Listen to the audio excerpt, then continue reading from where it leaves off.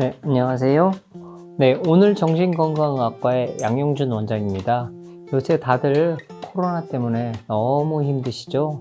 사실 이것 때문에 못 살겠다는 분들 너무 많으신데, 이것 때문에 너무 힘들어진 그 가족 건강의 챙기기, 요게 오늘의 주제이고요. 요것 때문에 같이 한번 말씀 나눠보겠습니다.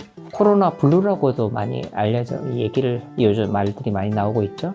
이것 때문에 힘들어지시는 마음앓이, 불안하신 것들, 이런 것들 얘기를 나눠보고, 그러면 이런 불안에 대해서 어떻게 다루실지, 처음 겪는, 인생에서 없는 이런 코로나가 벌어지고 있는데, 이때 우리는 어떻게 이걸 받아들일지, 이로 인해서 삶의 의미를 되짚고자, 이런 말씀입니다. 이 코로나가 비단 지금 현재만 일어나는 건 아니죠. 인류 역사상 감염병은 꽤 이렇게 벌어져 있었고, 이게 이제 이 패스트가 끝나기를 기도하는 사람들이라는 그림인데, 이 14세기에 이 소위 알려진 패스트, 쥐가 옮기는 이 흑사병이 이거에 대해서 굉장히 두려워했어요. 그래서 이런 두려움, 당연하죠.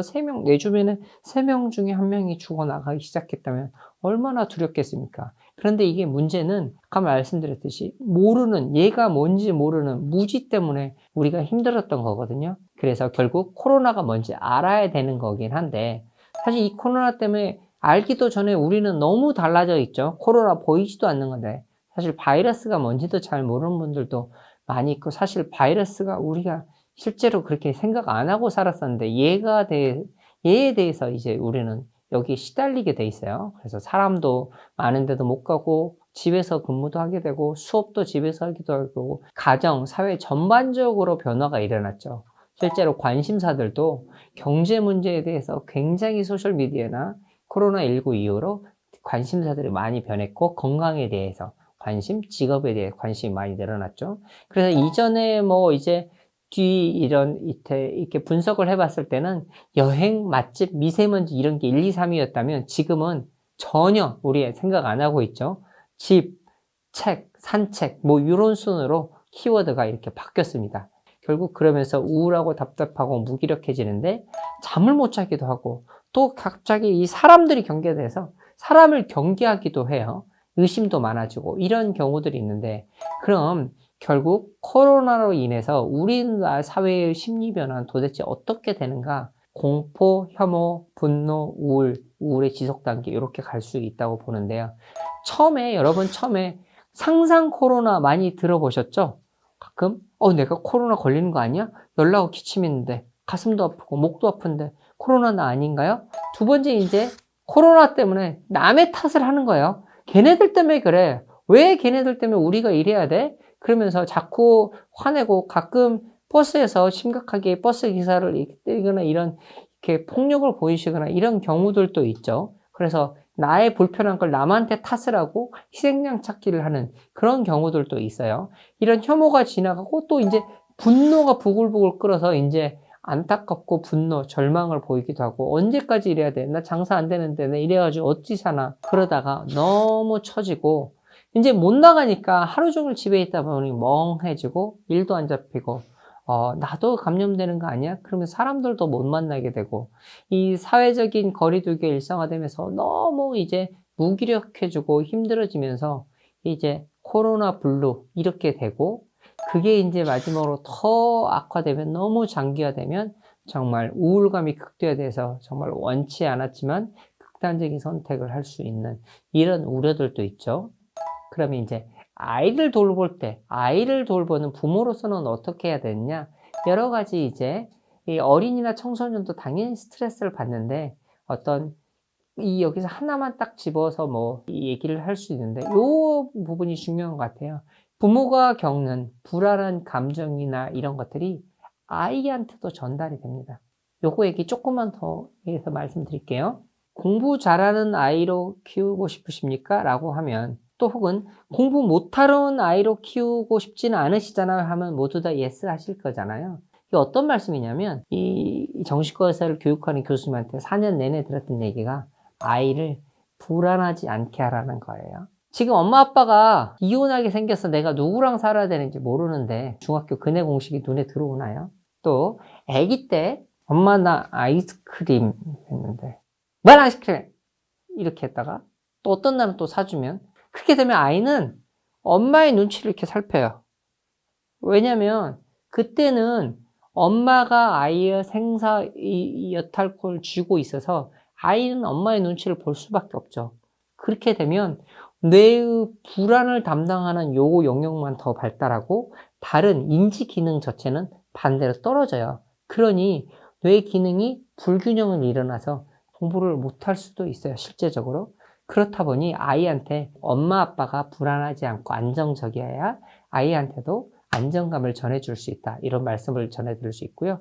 또 인터넷에 너무 빠져 있거나 혹은 이렇게 핸드폰 게임에 너무 빠지지 않도록 하는 게 중요한데 자녀의 건강을 지킬 때 항상 민감하고 일관되게 아이한테 잘 반응을 하셔야 되는 게 아이의 건강을 지키는 거 양육의 기본입니다.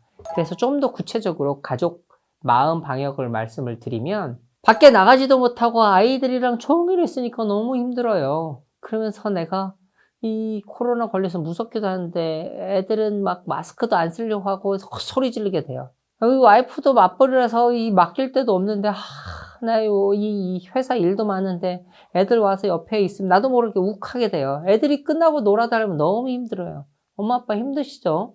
그런데 이렇게 힘들 때 힘들어로 끝이 아니라 어떻게 하면 이걸 지나갈지 이제 시작을 하는 거예요.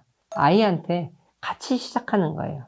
코로나19가 뭔지 아이한테 시작하는 거예요. 왜 마스크를 써야 되는지 아이도 이제 알아들을 수 있잖아요. 말을 하니까 차분차분하게 설명을 해주는 거예요. 그런데 설명 교육을 하기도 전에 우선 먼저 해야 될 게 아이의 마음이 어떤지, 지금 요새 너 이거에 대해서 어떻게 생각하는지, 이때 아이의 마음이 어떤지 그거부터 물어본 다음에 충분히 들은 다음에 이거는 이런 거야. 요게 궁금했구나. 그러면서 이제 거기에 대해서 가르치고 같이 찾아보기 시작하는 거죠. 엄마랑 같이 찾아볼까? 여기 그러면서 이제 보건복지부나 질병관리본부를 내용을 같이 찾아보게 되는 거죠. 그 다음에 이제 알아봤으면 이제 또 이제 같이 할 수 있는 걸 찾는 거예요. 그래서 시간을 계획하는 건데 아까 일상생활 규칙적으로 하는 게 중요하다고 말씀드렸는데 시간을 짤 때 중요한 포인트는 뭐냐면 너무 많이 짜면 안 되죠. 여러분 작심삼일이고 어렸을 때 이렇게 생활기록부 뭐 이렇게 시간표 짜지만 절대 못 지켜요. 저는 또 이렇게 외래 오신 저희 환자분들한테 나아지고 있을 때 너무 많이 하려고 하지 마시라고 얘기 드려요. 그냥 반 이상만, 그냥 55% 조금만 더 하시면 충분하시다고 그렇게 시작하자고 그렇게 말씀드려요. 중요한 건 이거를 아이랑 같이 짜시는 겁니다. 요거 이렇게 하면 어때? 너 약속했지? 잘하면 엄마가 스티커, 칭찬 스티커 줄 거야.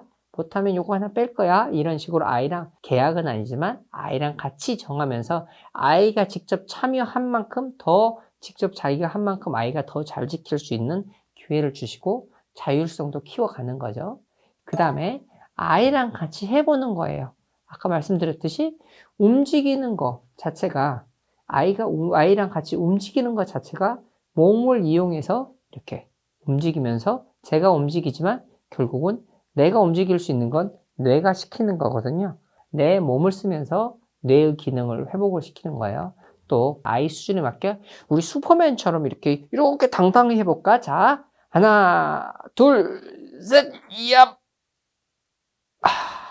어때? 금방 풀리지? 이렇게 하면서 슈퍼맨 이완법 이렇게 슈퍼맨처럼 하기도 하고 우리 못난이 얼굴 한번 만들어 볼까? 엄마랑 같이 셋 하면서 만드는 거야. 못난이 얼굴을 모으는 거야. 하나 둘셋 이렇게 이 아빠 못난이지 엄마 못난이지 이렇게 입으로 이렇게 모으는 거예요. 그 다음에 모은 다음에 이렇게 탁 푸니까 어때? 기분 좋아졌지? 이렇게 긴장을 푸는 법을 아이한테 알려주시는 거예요. 그 다음에 요거 좀 중요합니다.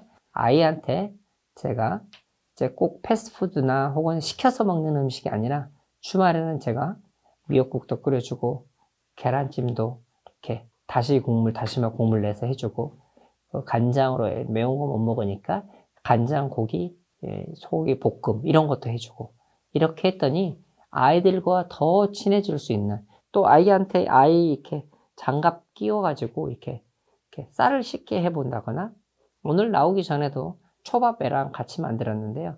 이렇게 초밥 주물주물하게 해서 같이 초밥 만들어서 먹고 오기도 했습니다. 그렇게 이렇게 먹고 놀고 사랑하자 이렇게 할 수 있습니다. 또 아이랑 또 뭘 또 같이 할 수 있는지, 또 음악을 하신다면 혹은 노래를 아이가 좋아한다면 애들 노래를 같이 부르거나, 혹은 게임을 좋아하신다면 보드게임을 같이 하거나. 저 어렸을 때 부루마블 했던 게 굉장히 아직도 기억이 많이 나요. 부루마블 게임이나 보드, 또 혹은 애기 사진, 우리 애기 정말 애기였는데 언제 이렇게 컸지? 아이 사진첩을 같이 본다거나 이렇게 해 갈 수 있을 겁니다. 근데 또 중요한 건 하루는 또 나를 돌보는 날도 또 있으셔야 돼서, 하루 정도는 혹은 몇 시간 정도는 나를 위해서 내가 뭐 아무것도 안 할 수 있는 정말 시간을 가져야 됩니다. 왜 아무것도 안 하는 시간이 중요하냐면, 보세요. 여러분 살면서, 요새 살아오시면서 가까운 걸로 작년, 올해 통틀어서 아무것도 안 하고 정말 멍 때리는, 폰 보지 않고 불안해하지 않고 감정에 휩쓸려 하지 않고 그러면서 멍 때리면서 편안하게 한 시간이 몇 분이라도 있으시나요? 잘 없어요. 우리는 스마트폰에 계속 시달리고 출근하는 걸 준비해야 되고 애들 밥 차려야 되고, 이 중간에 쉼이 필요한 이유는 내가 아무것도 안 하는 것 자체가 내가 지금 여기 있구나를 느낄 수 있게 되는 거예요. 제가 무슨 말씀이냐면, 내가 지금 여기에 편안하게 앉아 있구나라고 느껴야 이전에 잘못했던 것들 때문에 이불킥하지 않고 계속 후회하고 반추하게 되지 않게 됩니다. 과거에 대해서 반추가 속아 이렇게 여물을 씹는 게 반추인데, 계속 생각이 떠오르면 이것 때문에 우리는 너무 힘들어지죠. 이 생각이 우리를 잡아먹습니다. 그 다음에 이제 마지막으로 아이한테 엄마 아빠가 하는 혹은 아이가 하는 일 자체의 소중함을 알려줄 수 있는 게 중요한 거죠. 엄마가 의사셨는데 대구 지역으로 이게 진료하러 가시면서 아이한테, 이게 내가 일하는 것도 중요하지만 여러 사람을 살리러 가는 게 엄마 일이란다 이렇게 가르쳐 주기도 했어요. 이게 어떤 말씀이냐면, 우리가 지키는 존재의 가치를 지켜나가는 건데, 아이한테 우리가 이 엄마 아빠 하는 일의 가치가 어째서 우리 가족을 같이 살아나가는 의미를 찾아가게 하는 거죠. 아이의 수준에 맞춰서 알려주는 건데, 요 얘기 조금 더 나중에 또 말씀을 드려볼게요. 소아청소년 학교에서 코로나19 청소년용을 따로 만들기도 했어요. 그래서 아이들한테 이 코로나19 이게 뭔지 미리 알려주기도 하고, 알게 이제 아이들은 직접 청소년을 찾아볼 수도 있잖아요. 그렇게 하고 개인위생 철저하게 하고, 자꾸 SNS나 이렇게 가짜뉴스 이렇게 하지 말고 요새 애들 말로 찐 정보, 진짜의 것들을 찾을 수 있게 하는 거고, 그 다음에 이게 굉장히 중요합니다. 아이들이 자꾸 이제 학교를 안 가다 보고 온라인 수업이 되다 보니까 너무 게임에 하고 있고는 늦게 자거나 이러면서 불규칙한 생활 패턴이 되면 스트레스에 대해서 견디는 능력이 떨어지고 면역력이 떨어지기도 하고 감염의 가능성이 높아질 수도 있습니다. 그러면서 너무 많은 SNS에 하는 게 아니라 가까운 가족과 또 연결되는 느낌을 가지고 있고, 그러면서 비난과 이런 게 아니라 연대감을 느낄 수 있게 할 수 있는 게 중요합니다. 그래서 이제 이런 상황들이, 마음에 어떤 문제들이 생기면 우리 마음을 어떻게 할지, 마음 건강 지침이 있습니다. 마음의 감염병들로 고생을 하시니까 마음을 방역을 하고 예방을 하고 이겨내자, 면역력을 키우자인데, 첫 번째 말씀드린 첫 번째는 불안이 굉장히 떨고 힘들어하지만 이 불안은 지극히 정상적입니다. 코로나에 걸릴 게 아니야? 라고 이렇게 불안이 있어요. 우리가 준비를 하지 않겠습니까? 불안은 뇌 안쪽에서 불안을 담당하는 편도체, 또 이런 감정을 담당하는 변형계에서 자꾸 준비하는 겁니다. 여러분, 예전에 원시시대 호랑이가 덮치는데, 저 호랑이가 나한테 한 40m쯤 있고 저 호랑이가 시속 40에서 60km로 오면 나한테 지금 몇 초 안에, 이렇게 하면 나는 이미 이 세상 사람이 아니겠죠. 호랑이를 보자마자 도망가거나 피하거나 싸우거나 이렇게 몸이 반응을 해야 되잖아요. 그래서 가슴이 헐떡거리고, 그 다음에 심장이 빨라지고 근육이 땡땡해지고 입이 바짝 마르고 눈이 커지는, 이런 내 몸의 반응이 나오는 게 당연하고 마음적으로 불안을 느끼는 게, 그게 더 정상입니다. 또 이제 너무 많은 뉴스들을 계속 이렇게 들어보면 코로나 재감염 됐다더라. 이러면서 이제 너무 가짜 뉴스에 너무 힘들어지시면 이게 어려워지는 거죠. 사실 잘 모르니까 가짜 뉴스가 나오기도 하지만 필요한 정보를 질병관리본부나 이런 꼭 필요한 정보에만 딱 보시고 SNS나 또 이런 불필요한 정보에 대해서 너무 시달리지 마시고 중요한 정보에만 좀 보시라. 또 이런 사람들 또 걸렸던 사람들, 걸리게 한 사람들 혐오를 하다 보니까 이것들이 사회를 또 악화시키는 거죠. 이렇게 이 사람들에 대해서 SNS 공격하고 이렇게 되면 트라우마로 2차 피해를 받을 수도 있죠. 사실 이제 요 근래에 디지털 교도소라는 데가 문제가 있었죠. 또 하나는 이제 불안이나 이런 감정적으로 어쩔 줄 몰라면 뇌가 멍해지고 아무것도 못하게 되는 그게 몸이 전체적으로 그렇게 반응을 하기도 합니다. 그렇게 됐을 때는 아, 이 내가 지금 시달리고 있구나라고 나를 이렇게 잠깐 이렇게 한 발짝만 이렇게 떨어져서 이렇게 보십시오. 아, 내가 좀 힘들어하는구나.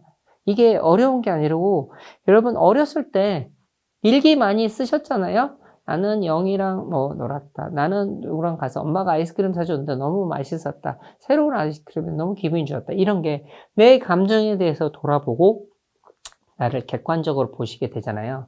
아, 내가 지금 너무 힘들어하고 있구나 하게 되면 그 감정에 휩싸이지 않고 거기서 빠져나오실 수가 있습니다. 그래서 불안해하는 뇌가 아니라 이성의 뇌, 알아차리는 뇌, 이런 거를 이렇게 키우는 겁니다. 그 다음에 내가 할 수 없는 이 코로나19는 내가 어쩔 수 없는 거잖아요.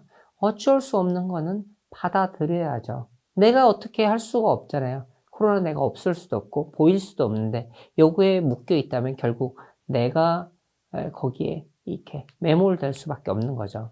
그 다음에 가족과 친구 이런 소통을 하는 게 중요한 게 내가 혼자고 섬에 있다고 생각하면 내가 너무 무기력해지고 외로워지죠. 그럴 수 있으니까 지속적으로 또 가족과도 만날 수 있고 위생 잘 챙기면서 소규모로 만나실 수 있으면 좋고요.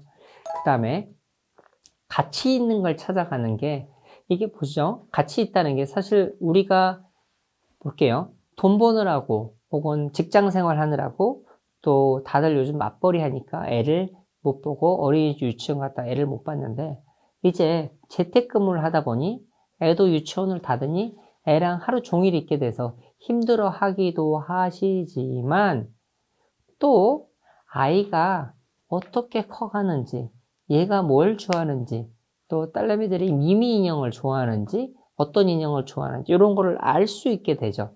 그렇게 되면서 아이에 대해서 또 가족에 대해서 더 가까워질 수 있는 계기가 되죠. 특히 아빠들은 나도 돕잖아. 요즘 많이들 이렇게 애들 잘 돌봐주시긴 하는데 종일 돌봐본 경우는 별로 없으시잖아요. 그렇다 보니 내 아내가 이렇게 힘들었구나. 아이들과 지낼 때 이런 거를 느끼실 수 있고 규칙적인 생활에 대해서 말씀을 좀 드리겠습니다. 이 규칙적인 생활은 어떤 의미냐면 제가 꼭 이 코로나19 사태가 아니더라도 병원에 오셨을 때 뭐 일반적으로 의사들이 이렇게 여쭤보세요. 식사 잘 하시느냐? 혹은 뭐 대소변 별 문제 없으시냐? 또 이런 거 처음부터 물어보죠. 또 개인 위생관리 이런 거 잘 하시느냐? 꼭 치매 노인의 부분이 아니더라도 일상생활을 잘 하시는지, 특히 수면 문제 잘 주무시는지, 식사와 수면 이런 거 항상 운동 이런 거 물어보잖아요. 이런 이유가 어떤 거냐면 우리가 주기적으로 정기적으로 똑같이 규칙적으로 생활해야 정서 상태가 안정적으로 유지가 될 수 있습니다. 밤에 너무 늦게 자고 이 불규칙하게 되다 보면 처지기도 하고 또 어떤 때는 무기력해지기도 할 수도 있죠. 그러니 어딜 나가지 않으시더라도 정기적으로 나가는 시간을 정해 놓으시고 규칙적으로 생활하시는 게 중요합니다. 그 다음에 주변에 취약하고 아픈 분들한테 이 도움을 주고 신경을 쓰자는 이유가 어떤 거냐면 볼게요. 예전에 80대 어르신이 부산에서 마스크가 한참 귀할 때 자기가 의료보호 대상자시라서 동사무소에서 항상 도움을 많이 받았다. 그래서 이렇게 재봉틀도 없어서 이렇게 손으로 직접 마스크를 만들어서 이렇게 동사무소에 전달을 해드렸어요. 이게 어떤 의미가, 이렇게 마스크 자체가 20 몇 개를 만들어서 얼마나 힘들게 만드셨겠냐면은, 이거 자체가 주는 파장이 크죠. 이 뉴스를 보고, 80대 노인도 이렇게 남한테 도움을 줄 수가 있겠구나 하면서, 요걸로부터 힘을 얻으실 수도 있겠죠. 그래서 결국 우리가 이 어려움을 함께 이겨나가자는 사회적인 연대의 감정을 생각하시면, 우리가 사실은 이제는 다 떨어져 있지만 같이 하게 있는 거잖아요. 같이 이제 응원을 해 주시는데, 그럼에도 불구하고 너무 힘들어지시면 도움을 받을 수 있도록 격려해 주시고, 내가 힘들면 주변에 정신과나 또 여기 정신건강복지센터나, 이 자리를 빌어서 영등포 정신건강복지센터에 여러 이렇게 노력하신 선생님들한테도 감사의 말씀 드리는데, 주변 지역의 정신건강복지센터에서 무료 상담을 할 수도 있으니까, 네, 그때 이 상담을 해 보셔도 좋습니다. 재난에 따라서 그런데 너무 힘들어지시면서 이렇게 돼요. 정신건강학과를 찾는 분들이 많아지고, 이비인후과와 소아과는 병원 가는 게 무서워지기도 해서 이렇게 됐어요. 그런데 좀 양면성 있는 게, 여러분 좀 신기하지 않으세요? 감기 많이 걸렸던 분들은 작년부터 올해 감기 덜 걸리셨죠? 실제로 아이들도 안 아파요. 이게 마스크 쓰고 손 잘 씻다 보니까 감기 잘 안 걸려요. 그런데 이게 어떤 문제가 있냐면, 우리가 이 코로나19가 너무 지속되면 이 재난 회복에 따른 이 반응들이 있는데, 처음에 충격기가 오고 밀월기가 와서 이제 으쌰으쌰 하다가 너무 지쳐서 환멸을 하게 되고, 이게 몇 개월 몇 년이 되고, 그 다음에 이제 통합되고 회복되는 게 몇 년 가기도 해요.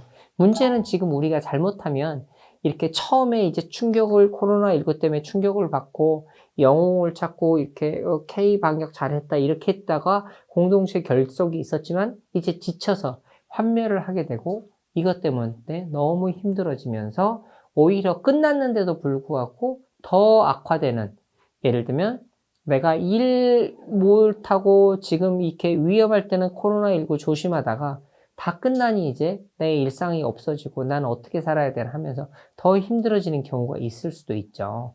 불안에 대해서 통제하는 게, 불안을 잘 어떻게 할지 잘 몰라요. 그런데 어떻게 하냐면, 도대체 내가 왜 걱정하는지, 뭐가 걱정인지 요거에 이름을 좀 붙이는 거예요. 그래서 내가 할 수 있는 것, 통제할 수 있는 것과 아닌 거를 구별을 하시는 게 매우 중요합니다.